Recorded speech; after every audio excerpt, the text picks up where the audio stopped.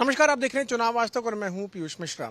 BJP के मौजूदा राष्ट्रीय अध्यक्ष जेपी नड्डा के मोदी मंत्रिमंडल में जाने के बाद अब कयास ये लगाए जा रहे हैं कि बीजेपी का अगला राष्ट्रीय अध्यक्ष कौन होगा। वो इसलिए भी लाजमी है क्योंकि बीजेपी के अपने संविधान के हिसाब से एक व्यक्ति दो बड़े पदों पर नहीं रह सकता और इसीलिए बहुत जल्द बीजेपी को एक नया राष्ट्रीय अध्यक्ष मिलने वाला है।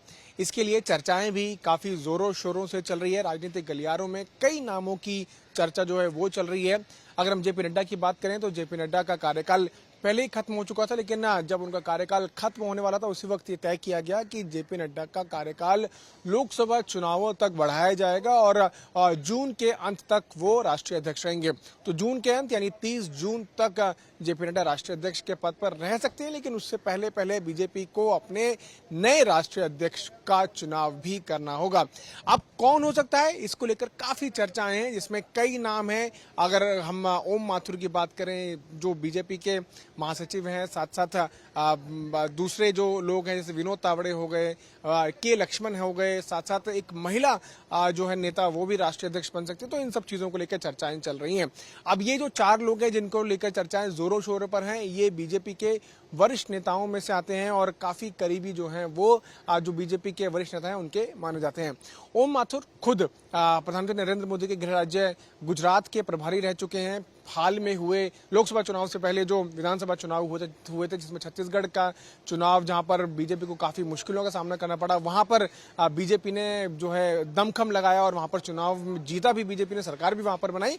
उसका पूरा देखरेख ओम माथुर कर रहे थे।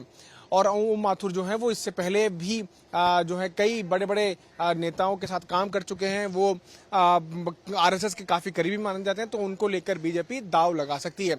ओम माथुर के बाद जो दूसरा बड़ा नाम है वो है विनोद तावड़े का। विनोद तावड़े महाराष्ट्र से आते हैं, वहां पे राज्य में मंत्री भी रह चुके हैं और कई बड़ी बड़ी जिम्मेदारियां विनोद तावड़े ने निभाई हैं। लोकसभा चुनाव से पहले उनको बड़ी जिम्मेदारी पार्टी ने ये दी थी कि नए लोगों को पार्टी में ज्वाइन कराया जाए और लगभग 1 लाख के आसपास पूरे देश भर में बीजेपी के अंदर नए लोगों ने ज्वाइन किया। तो दूसरी पार्टी से लोग आए, उन्होंने ज्वाइन किया, दूसरी पार्टी के वरिष्ठ नेताओं ने ज्वाइन किया। साथ साथ कई लोग, चाहे वो बॉलीवुड से हों, क्रिकेट से हों, अलग अलग फील्ड से हों, उन लोगों ने बीजेपी ज्वाइन की और इस पूरी ज्वाइनिंग का जिम्मा जो है विनोद तावड़े को दिया गया। और हमने देखा भी जब भी ज्वाइनिंग्स कराई गई तो विनोद तावड़े उसमें वहां पर मौजूद रहे और काफी समय से वो पार्टी में सक्रिय हैं। कई बड़े फैसले जो पार्टी ने लिए उसमें विनोद तावड़े का हाथ रहता है और वो बीजेपी के महासचिव हैं।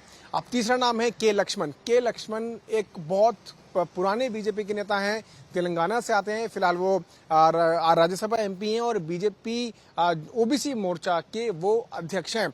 अब इनका नाम इसलिए जोरों शोरों पर चल रहा है क्योंकि हाल में वो जो चुनाव है उसमें बीजेपी को उत्तर प्रदेश में खास करके काफी जो है बड़ी हार देखने को मिल रही है।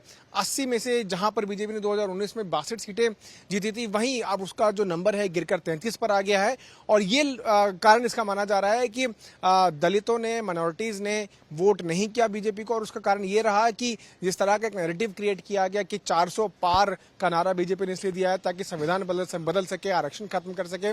तो दलितों को रुझाने के लिए, माइनॉरिटीज को रुझाने के लिए हो सकता है कि बीजेपी के लक्ष्मण पर दांव लगा दे। के लक्ष्मण की सिर्फ यही खूबी नहीं है कि वो एक ओबीसी हैं, बल्कि के लक्ष्मण तेलंगाना में भी उन्होंने काफी मेहनत की और इसीलिए पार्टी का परफॉर्मेंस काफी बेहतर रहा। 2019 में जहां पार्टी ने 4 सीटें जीती थी वो जीतकर अब 2024 में बीजेपी ने 8 सीटों पर अपना 8 सीटें जीती हैं और वहां पर बीजेपी का एमपी तेलंगाना के अंदर है। तो डबल परफॉर्मेंस जो है बीजेपी का रहा और इसमें बड़ा हाथ के लक्ष्मण का माना जाता है क्योंकि उनको बड़ी जिम्मेदारी बीजेपी ने खास करके तेलंगाना के लिए दी थी। अब एक और नाम जो प्रमुखता से जिसको लेकर काफी चर्चाएं हो रही हैं वो पहले रही केंद्रीय मंत्री, 2 बार से लंबे समय से केंद्रीय मंत्री रह चुकी स्मृति ईरानी, उनके नामों की भी चर्चा है। और कई जगह पर हमने देखा है कि कैसे पार्टी महिलाओं को आगे करने के लिए, बीजेपी महिलाओं का वोट लेने के लिए कई सारी जो पॉलिसीज हैं वो मोदी सरकार ने 2014 से लेकर 2024 तक महिलाओं सेंट्रिक, जो वुमेन सेंट्रिक जो इश्यूज हैं उसको लेकर काम किया। महिला आरक्षण पर भी मोदी सरकार ने काम किया और प्रधानमंत्री नरेंद्र मोदी कई बार अपनी रैलियों में बोलते रहे कि महिलाओं का जो आशीर्वाद है वो उनके साथ काफी ज्यादा है। और चुनाव होने के बाद भी उन्होंने एक बात बहुत प्रमुख तौर पे कही कि माताएं, बहनें, इनका जो समर्थन मिला उस वजह से बीजेपी आज फिर से सरकार बनाने में सक्षम हुई है। इस चीज को लेकर पार्टी भी पहले कहती रही है।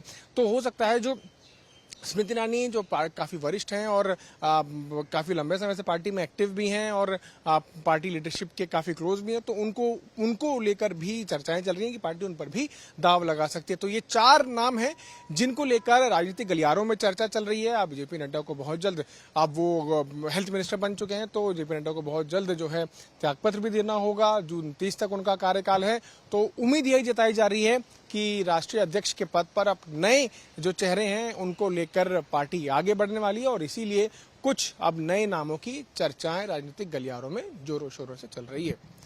कैमरामैन अश्विन हेली के साथ मैं पीयूष मिश्रा, दिल्ली आज तक।